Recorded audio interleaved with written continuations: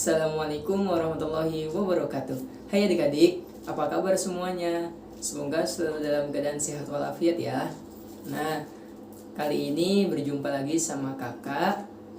Nah, pada kesempatan kali ini kita akan belajar tentang globalisasi. Adik-adik, siapa yang tahu apa itu globalisasi? Kakak jelasin ya. Jadi, globalisasi adalah merupakan suatu perubahan yang terjadi secara menyeluruh atau mendunia.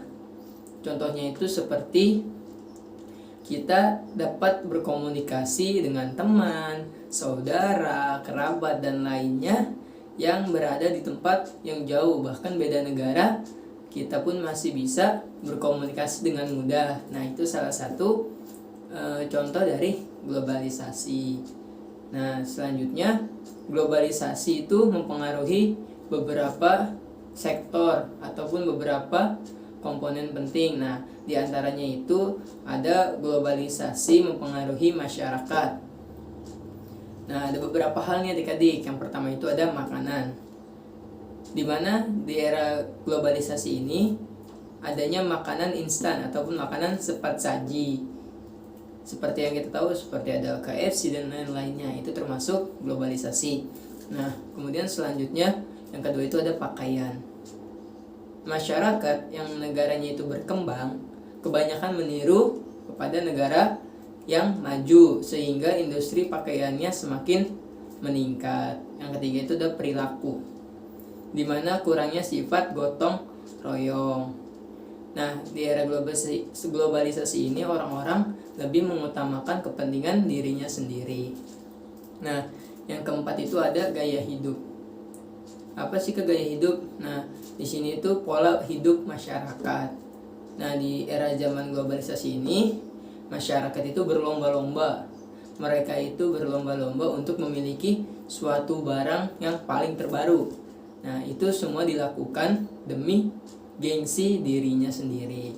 Itu salah satu dari beberapa perubahan globalisasi dalam masyarakat.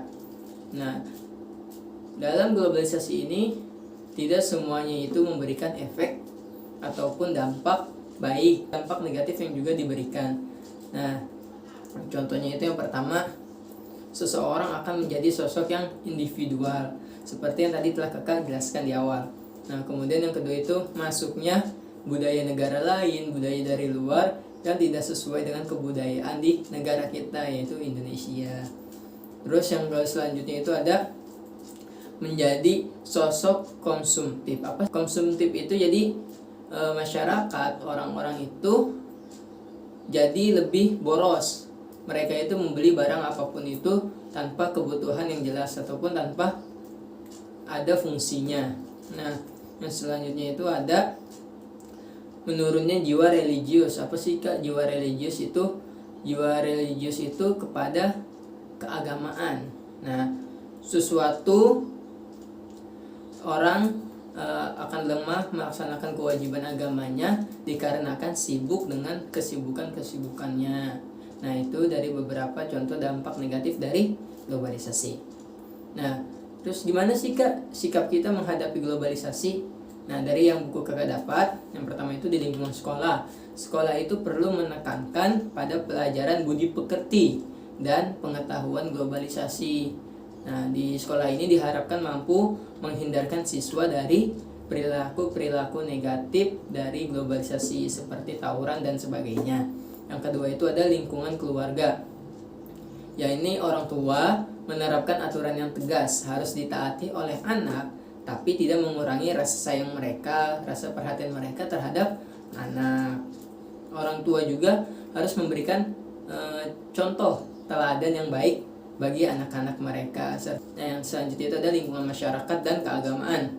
Dalam menghadapi dampak globalisasi ini, dampak negatif, peran tokoh masyarakat, tokoh agama itu sangat penting, di mana mereka itu akan diharapkan mampu menjadi sosok contoh bagi masyarakat serta memberikan nasihat-nasihat yang sesuai dengan pola kehidupan.